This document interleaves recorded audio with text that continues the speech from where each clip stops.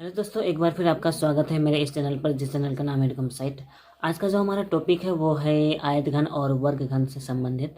पिछली बार हमने आयत घन और वर्ग घन से संबंधित कुछ इसके बारे में चर्चा की थी। उसमें हमने ये बताया था कि आयत घन और वर्ग घन का जो सूत्र होता है उसके लिए हमें किन किन चीज़ों की ज़रूरत होती है।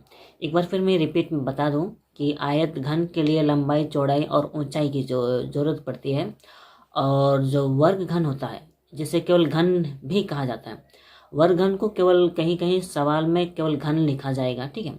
घन अगर लिखा हो तो उस वो आयत घन नहीं होगा, वो वर्ग घन होगा, ठीक है। तो घन से संबंधित अगर हमें कुछ चाहिए होता है तो घन के लिए जरूरी होता है सबसे पहले वो है उसकी एक भुजा की लंबाई। इससे ज़्यादा उसमें और कुछ ज़रूरत नहीं होती है। ऊंचाई भी उसकी वही होती है जो उसकी एक भुजा की लंबाई होती है। तो उसमें लंबाई चौड़ाई नहीं होता है वर्ग घन में, केवल आयत में ही लंबाई, चौड़ाई और ऊंचाई होती है। साथ ही साथ मैंने बहुत सारे सूत्र लिखवाए, आयत और वर्ग का लिखवाया है बहुत पहले। और अगर आपने ना लिखा हो तो मैं बताऊंगा आगे। तो चलिए शुरू करते हैं।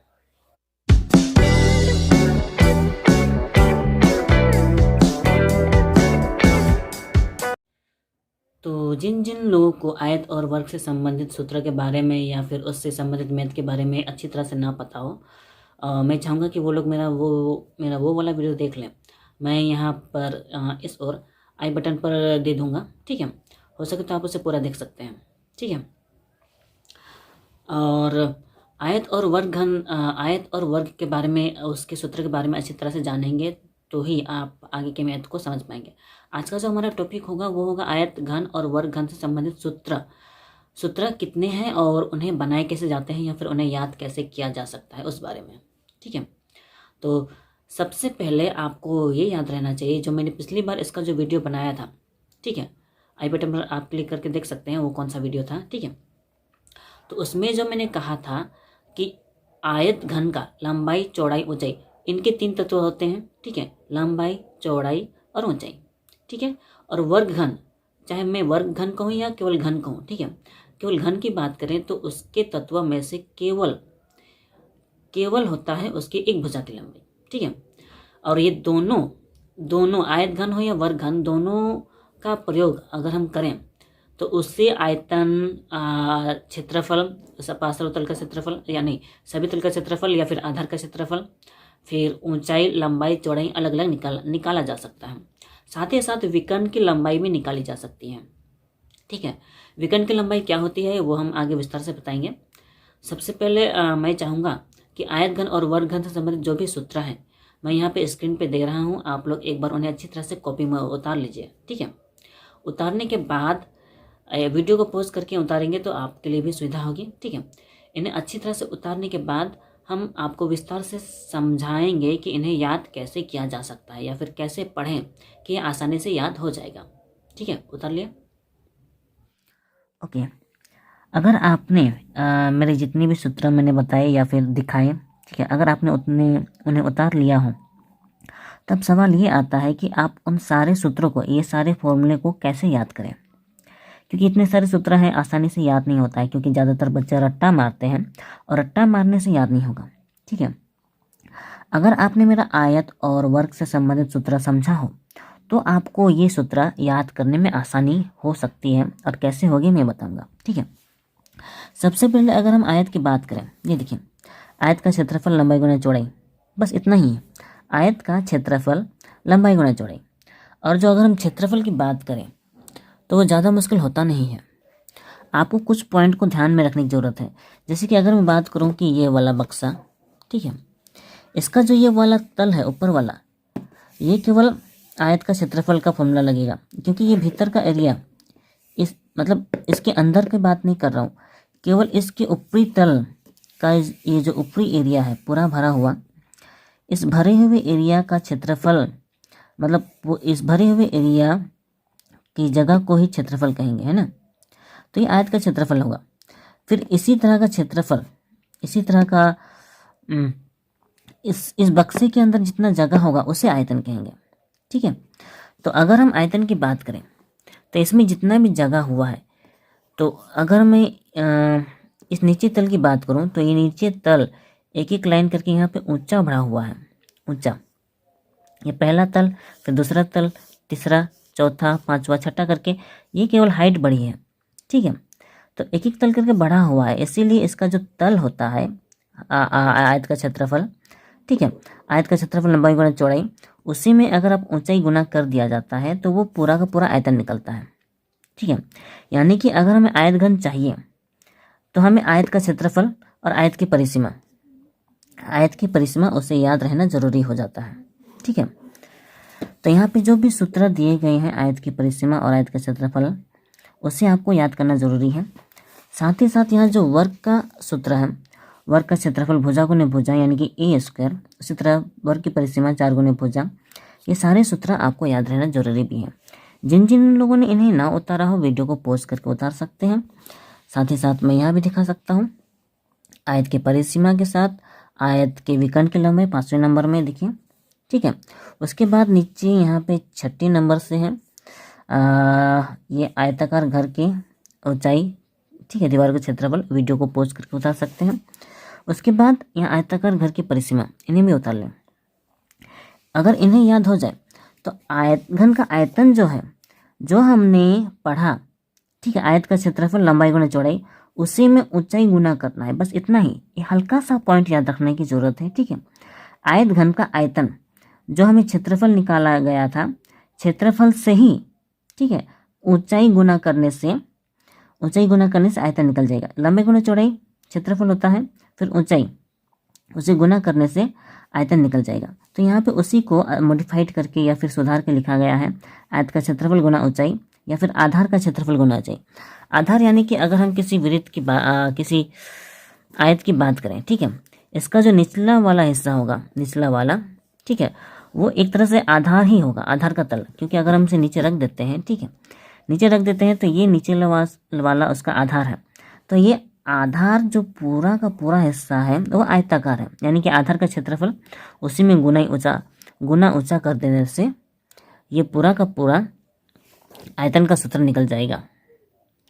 तो ये कोई मुश्किल नहीं है। उसके बाद आयत घन के संपूर्ण तल का क्षेत्रफल, ये भी कोई मुश्किल नहीं है। जैसे अगर हम केवल आयत का क्षेत्रफल की बात करें, ठीक है, वो केवल लंबाई गुना चौड़ाई है, ठीक है। तो अगर हम संपूर्ण तल का क्षेत्रफल कहें, केवल तल की बात की गई है, ठीक है, तल की, यानी कि अगर हम इस आयत घन की बात करें तो इसमें 6 तल हैं, ठीक है। ये पहला वाला तल, फिर इसका उल्टा दूसरा वाला तल, फिर वही तीसरा वाला है सामने का, फिर उसका उल्टा चौथा ये, फिर उसके बाद ये 5वां वाला तल है, उसके बाद ये 6ठा वाला तल है। तो किसी भी बक्से में कम से कम इसके 6 तल होते हैं। तो यानी कि अगर आपको संपूर्ण तल का क्षेत्रफल चाहिए, ठीक है, उसमें हमें पता है कि अगर हम आयत की बात करें, ठीक है, ये लंबाई है, ठीक है, ये लंबाई है और ये चौड़ाई है, फिर साथ साथ ऊंचाई भी है। अगर हम केवल इस तल की बात करें, केवल इस तल की, तो लंबाई गुना चौड़ाई इसका क्षेत्रफल है। फिर यहीं पे अगर हम इस तल की बात करें, ठीक है, लंबाई गुना ऊंचाई, तब जाके क्षेत्रफल निकलेगा, ठीक है। और अगर हम इस तल की बात करें तो ये तो चौड़ा था पहले से ही, तो ये चौड़ाई गुना ऊंचाई, ये वाला ऊंचाई पार्ट है, तो चौड़ाई गुना ऊंचाई, इन्हें गुना करने से इस तल का क्षेत्रफल निकलता है। लेकिन ये तल दोनों तरफ है, दोनों तरफ होने के कारण 2 से गुना किया जाता है। यानी कि अगर हम संपूर्ण तल का क्षेत्रफल कहेंगे 2 गुना, जो हमारे 3 तत्व जो हैं लंबाई चौड़ाई ऊंचाई, उन्हें ही आपस में गुना करना है, ठीक है, और जोड़ना है। तो देखिए 2 गुना, पहले लंबाई गुना चौड़ाई है, ठीक है, ये कुछ नहीं है, फिर प्लस लंबाई गुना चौड़ाई के बाद फिर उसी तरह लंबाई गुना ऊंचाई, ये सेकंड वाला ऊंचाई, फिर ऊंचाई हो गया, लंबाई भी हो गया, तो बचा क्या, प्लस चौड़ाई गुना ऊंचाई। तो ये आसान है, केवल तीनों तत्वों को एक दूसरे से गुना, मतलब एक दूसरे से गुना करना है और इन्हें जोड़ना है। पहले लंबाई गुना चौड़ाई प्लस लंबाई गुना ऊंचाई प्लस चौड़ाई गुना ऊंचाई। तो संपूर्ण तल का क्षेत्रफल ये बहुत ही आसान है, अगर आप ध्यान दें तो इन्हें आसानी से याद किया जा सकता है। अब अगला जो सूत्र होता है आयत की विकर्ण की लंबाई, रूट लंबा स्क्वायर प्लस चौड़ाई स्क्वायर। अगर आपको ये सूत्र याद है तो आयत घन की विकर्ण की लंबाई याद करना मुश्किल नहीं है, क्योंकि हमें पता है आयत घन में 3 तत्व हैं। देखिए आयत में केवल 2 ही तत्व हैं, लंबाई और चौड़ाई, लेकिन आयत घन में 3 तत्व होते हैं। तो अगर हम आयत घन की विकर्ण की लंबाई के हैं तो जो तीसरा तत्व है वो भी लिखा जाएगा, रूट लंबाई स्क्वायर प्लस चौड़ाई स्क्वायर प्लस ऊंचाई स्क्वायर। देखा, इसमें ये सूत्र इतना आसानी से याद है, ठीक है। और एक बात, अगर हमारे पास केवल आधार का कर्ण दिया रहे, ठीक है, क्योंकि अगर हम आधार की बात करें केवल आधार की, ठीक है, तो केवल लंबाई गुना चौड़ाई ही होता है, ठीक है, या फिर लंबाई और चौड़ाई ही होता है। तो उसका विकर्ण की लंबाई स्क्वायर प्लस चौड़ाई स्क्वायर है, यानी कि लंबाई स्क्वायर प्लस चौड़ाई स्क्वायर, तो वो तो आधार का कर्ण ही निकलता है ना। जैसे कि ये वाला आयत के विकर्ण की लंबाई रूट लंबाई स्क्वायर प्लस चौड़ाई स्क्वायर, यानी कि लंबाई और चौड़ाई का स्क्वायर का इसके स्क्वायर का जोड़ का वर्गमूल विकर्ण की लंबाई होती है। यानी कि यहाँ पे जो हमारे पास लंबाई स्क्वायर प्लस चौड़ाई दिया गया है, इसकी जगह पर अगर हमारे पास आधार का कर्ण दिया होगा, आधार का कर्ण दिया रहेगा, तो उसमें प्लस ऊंचाई का स्क्वायर करने से भी हमारा आंसर निकल जाएगा। इसमें कोई मुश्किल नहीं है, ठीक है। तो हमारे पास जो 3 तत्व थे, लंबाई चौड़ाई ऊंचाई, उसमें से हमने देखा कि ये 3 तत्वों से हमारे पास 3 चीज़ें निकल सकती हैं। सबसे पहले आयत घन का आयतन, उसके बाद संपूर्ण तल का क्षेत्रफल और विकर्ण की लंबाई, ठीक है। और एक चीज़ होता है, सबसे पहले आपको ये 3 पॉइंट याद रखना होगा। सबसे पहले तो आयतन, संपूर्ण तल का क्षेत्रफल और विकर्ण की लंबाई, ठीक है। एक और तत्व होता है, वो होता है आधार का क्षेत्रफल। आधार का क्षेत्रफल याद करना मुश्किल नहीं है, आयत घन के आधार का क्षेत्रफल, क्योंकि उसका आधार जो होता है वो सिंपल सा केवल आयताकार में होता है, वो आयत घन में नहीं। तो उससे केवल लंबाई गुणा चौड़ाई किया जा सकता है, ठीक है। ये आसानी से याद हो जाएगा, इसमें कोई मुश्किल नहीं है। बस आपको इतना याद रखना है कि आयत घन में ज़्यादातर 3 चीज़ें निकल पाती है, वो होता है उसका आयतन, संपूर्ण तल का क्षेत्रफल और विकर्ण की लंबाई, ठीक है। इसके अलावा जो हमारे पास 3 तत्व हैं, लंबाई चौड़ाई ऊंचाई, इन तीनों में से अगर किसी को निकालना हो, तो हमने जो कहा, ये पहला 3 तत्व जिससे निकलता आयतन, विकर्ण की लंबाई और एक संपूर्ण तल का क्षेत्रफल, ये तीनों तत्व होने से अलग से लंबाई चौड़ाई ऊंचाई निकाला जा सकता है, अगर इन तीनों में से कोई चीज़ ना रहे तो, ठीक है। तो हम सबसे पहले लंबाई की बात करेंगे। तो ये देखिए, आयत घन की लंबाई, सबसे पहले हमने कहा आयतन निकलेगा। तो आयतन अगर हमें चाहिए, ठीक है, अगर हमारे पास आयतन दिया गया हो और हमारे पास हमें लंबाई निकालना हो, तो लंबाई छोड़कर कौन से 2 तत्व बच गए, चौड़ाई और ऊंचाई, उन्हें केवल नीचे लिखना है, चौड़ाई गुना ऊंचाई, ठीक है। ये इतना सिंपल सूत्र है।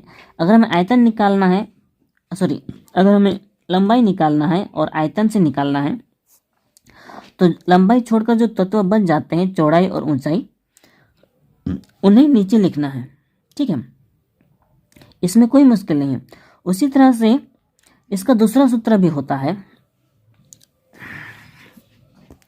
वो ये सभी तल का क्षेत्रफल का आधा, ठीक है। इसे मैंने दूसरे तरीके से भी लिखा हुआ है। अगर आपको आधा समझ में ना आए, ठीक है, तो सभी तल का क्षेत्रफल बट्टा 2 कर देने से हो जाएगा, ठीक है। मतलब 2 से उसको भाग करने से उसका आधा ही निकल जाता है, ठीक है। उसके बाद आपको बस इतना याद रखना है, सभी तल का क्षेत्रफल का आधा, यानी कि अगर आप आधा ना समझते हो तो सभी तल का क्षेत्रफल में बटा 2 करेंगे, जैसा मैंने अभी बताया, ठीक है। उसके बाद माइनस करना है चौड़ाई और ऊंचाई। देखिए, क्योंकि हमें लंबाई निकालना है तो चौड़ाई और ऊंचाई बचता है, तो उसमें चौड़ाई और ऊंचाई के गुणनफल को माइनस करना है, फिर बट्टा देके चौड़ाई प्लस ऊंचाई दोनों का योगफल से भाग करना है, ठीक है। ये आसान सा सूत्र है, ठीक है। उसी तरह से आयत की लंबाई ही चाहिए हमें, तो आयत की लंबाई का कम से कम यहाँ पे 2 सूत्र हो गया, ये एक और ये दूसरा, ठीक है।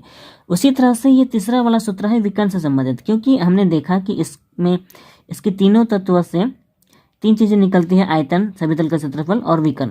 तो विकर्ण से संबंधित भी एक सूत्र है जिससे लंबाई निकलती है।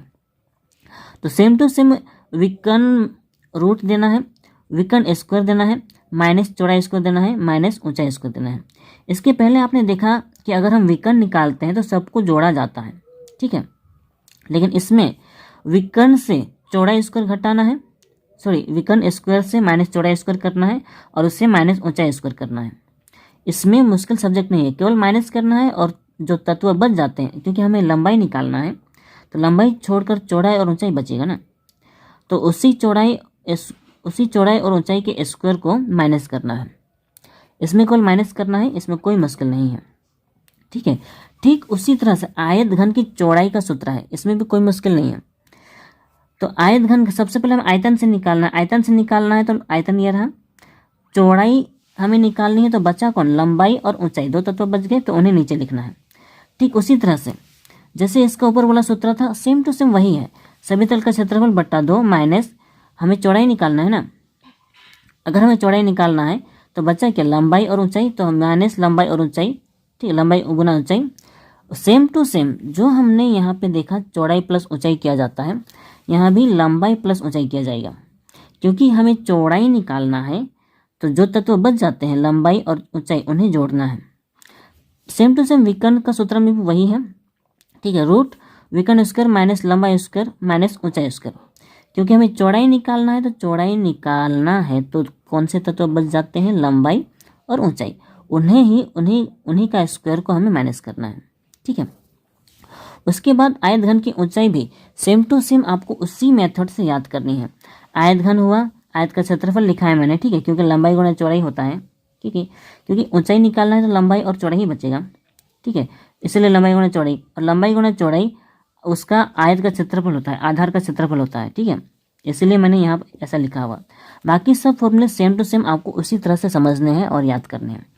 सब ही तल का क्षेत्रफल बट्टा 2 माइनस लंबाई गुणा चौड़ाई बट्टा लंबाई प्लस चौड़ाई, ऊंचाई निकालना है तो यहाँ लंबाई और चौड़ाई बचेगा।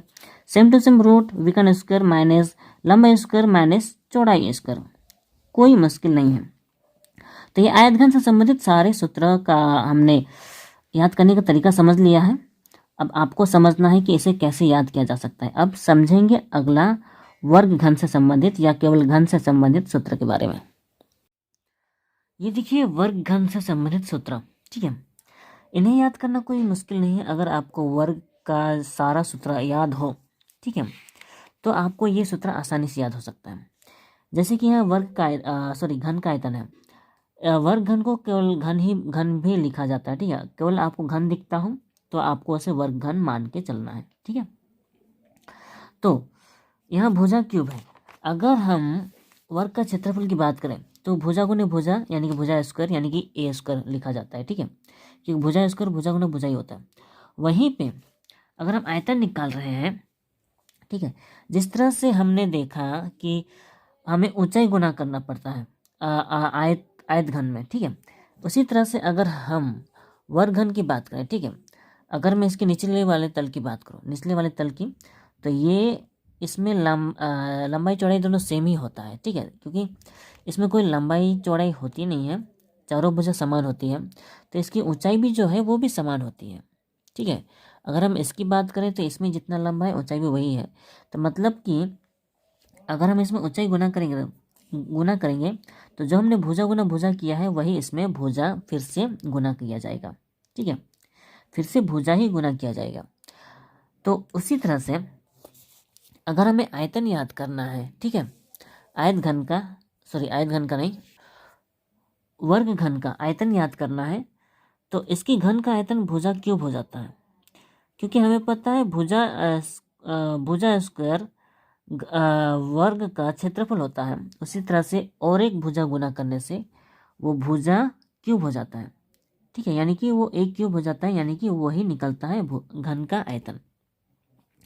अगर हम इसको गुणनखंड करेंगे तो भुजा गुने भुजा निकलेगा, यानी कि भुजा का 3 बार गुणनखंड होगा। उसी तरह से ए का भी 3 बार गुणनखंड होगा।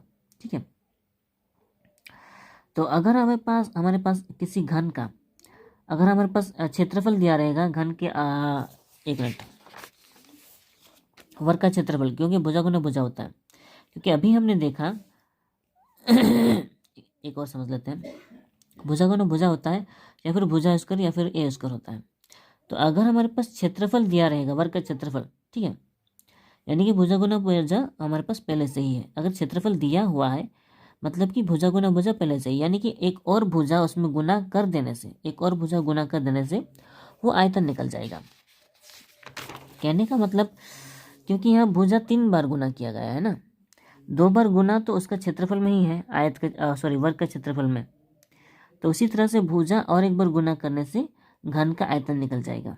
ठीक है, तो फिर समस्त तल का क्षेत्रफल, अगर हम वर्ग के केवल एक तल की क्षेत्रफल की बात करें, ठीक है, तो यहाँ पे जैसा सूत्र में दिया गया है वो बहुत ही आसान है। भुजा गुना भुजा ये तो समझ चुके हैं। ठीक है, तो उसका जो एक तल का क्षेत्रफल अगर हमें भुजा गुना भुजा मिल जाता हो, तो वर्ग का अगर हम बाकी तल की भी बात करें, जैसे कि इसका बाकी तल जितने भी तल हैं बाकी सब सेम टू सेम तो वही है, कोई अंतर नहीं है। इसके सभी तल सेम टू सेम है और केवल टोटल इसमें 6 तल हैं। ठीक है, इसमें टोटल 6 तल हैं अगर आप गिनेंगे तो। ठीक है, 6 तल हैं, यानी कि उसके एक तल में, किसी भी घन के एक तल में 6 गुना करने से सभी तलों का क्षेत्रफल निकल जाएगा, है ना। हमें केवल 6 से गुना करना होता है उसके एक तल के क्षेत्रफल से, वो समस्त तल का क्षेत्रफल निकल जाता है। ठीक है, अब इसके विकर्ण की बात करें, अगर हम वर्ग के विकर्ण की बात करें तो ज़्यादा मुश्किल नहीं होता, वो होता है a√2, यानी कि भुजा गुना √2। ए का मतलब भुजा होता है, बहुत ही आसान, भुजा गुने √2, सिंपल है, बहुत ही आसान है। लेकिन अगर हम घन के विकर्ण की लंबाई की बात करें, घन के विकर्ण की लंबाई की बात करें तो भुजा की लंबाई जो होता है उसमें √3 करना है। देखिए, इसमें अगर हम केवल वर्ग की बात करते हैं तो उसमें केवल √2 होता है, इसमें केवल √3 करना है, यानी कि a√3, कोई मुश्किल नहीं। a यानी कि भुजा की लंबाई और √3, केवल इन दोनों को गुना ही करना है, हमारा घन के विकर्ण की लंबाई निकल जाएगी। ठीक है, तो घन की केवल एक भुजा की लंबाई से हमने कम से कम 3 चीज़ें निकाला, एक आयतन, दूसरा समस्तल का क्षेत्रफल और तीसरा विकर्ण की लंबाई। अब ये जो 3 तत्व हैं, ये जो 3 चीज़ें निकली हुई, उन्हीं से हमें घन के एक भुजा की लंबाई निकालनी है।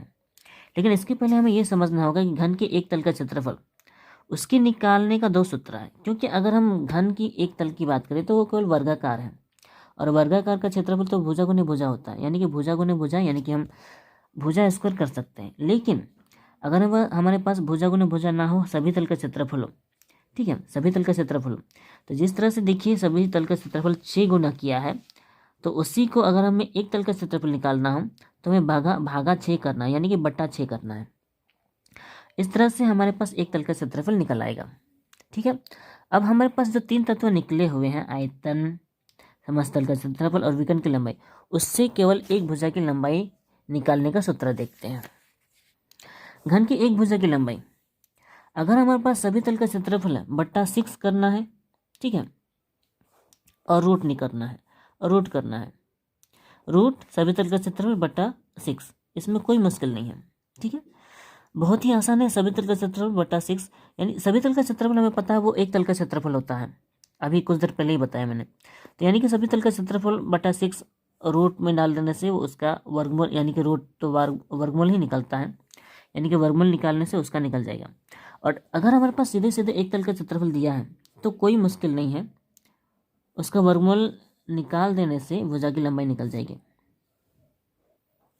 फिर अगर हमारे पास आयतन दिया हुआ हो, तो जैसा हमने देखा कि आयतन निकालने के लिए भुजा क्यूब करते हैं, ठीक है, तो यहाँ पे उसका घनमूल निकालना होगा। ठीक है, रूट देके यहाँ पे 3 करना होगा। ठीक है, और स्क्वायर और आयतन का ये जो वर्गमूल और जो घनमूल होता है, हो सकता है किसी को कंफ्यूज करता हो, इसके बारे में विस्तार से मैं बताऊंगा। ठीक है, फिलहाल तीसरा सूत्र देखिए एक भुजा की लंबाई निकालने का। ठीक है, तीसरा सूत्र है विकर्ण से संबंधित। ठीक है, इस सूत्र में जैसा हमने देखा इसके पहले में, √3 गुना करने से हमारा विकर्ण की लंबाई निकल जाती है। ठीक है, वहीं पे √3 डिवाइड करने से, √3 भाग करने से घन की एक भुजा की लंबाई निकल जाती है। ठीक है, इसके हमने पहले देखा कि घन की एक भुजा की लंबाई से, यहाँ पे जैसे दिखा है भुजा की लंबाई से √3 गुना किया गया है, ये वाला घन की भुजा की लंबाई से √3 गुना किया गया है, तब जाके विकर्ण की लंबाई निकल गई है। फिर अगर हमें भुजा की लंबाई चाहिए तो उसी विकर्ण की लंबाई में √3 डिवाइड करना होगा, तब जाके हमारे पास एक भुजा की लंबाई निकल जाएगी। ठीक है, इस तरह से हमने वर्ग घन और आयत घन के सभी सूत्रों को समझ लिया है, इसके आगे हमें समझने की ज़रूरत नहीं है। लेकिन एक पॉइंट है जो आपको समझना होगा कि घन का विकर्ण होता क्या है। ठीक है, अगर मैं आयत और वर्ग की विकर्ण की बात करूं तो किसी तल में उसके एक कोने से लेकर दूसरे कोने तक का ये जो दूरी होता है, ठीक है, अगर मैं हाँ इस कोने से लेकर ये जो दूसरा कोना है यहाँ तक बीच से होकर जो रेखा गुजरती है उसे ही विकर्ण कहेंगे या कर्ण कहेंगे, ठीक है। लेकिन अगर किसी आयतघन और विकर्ण की बात करें, ठीक है, तो आयतघन का विकर्ण मान लीजिए ये कोई बक्सा है, ठीक है। इसका जो निचले वाला सिरा है, इसका निचले वाला सिरा से लेकर ये ऊपरी वाला हिस्से तक की दूरी को विकर्ण कहेंगे, ठीक है। यानी कि अगर हम ये थोड़ा छोटा हो गया, पॉइंट तो समझ में आ गया होगा ना। उसका निचला वाला हिस्से से लेकर, ठीक है, यहाँ पे जो बक्सा है इसका निचला वाला हिस्सा से लेकर इस बक्से का ऊपरी वाला हिस्सा का विकर्ण इस ऊपरी वाले हिस्से की दूरी को विकर्ण की लंबाई कहेंगे, ठीक है। मतलब कहीं से भी अगर हम वहाँ भी रखें उससे, तो यहाँ तक के ऊपरी हिस्से को विकर्ण की लंबाई कहेंगे, या फिर यहाँ रखेंगे तो भी यहाँ तक की दूरी को विकर्ण की लंबाई कहेंगे। बस इतना समझ लीजिए, वहाँ नीचे होना चाहिए और यहाँ ऊपर होना चाहिए, ठीक है। उसी तरह से वर्ग में भी वही सूत्र होगा, तो उसे विकर्ण कहेंगे। तो विकर्ण की लंबाई हम समझ चुके हैं क्या होता है और कैसे होता है। तो सूत्रों को भी हमने पूरा समझ लिया है, आपको खुद से आइडिया लगाना होगा कि कैसे याद किया जा सकता है। तो आज के लिए बस इतना ही। वीडियो अच्छी लगी हो तो लाइक करें, शेयर करें और सब्सक्राइब करें, क्योंकि वीडियो बहुत लंबी होती जा रही है। तो मिलते हैं अगली वीडियो में, तब तक अपना ख्याल रखें, खुद सीखें और दूसरों को सिखाएं।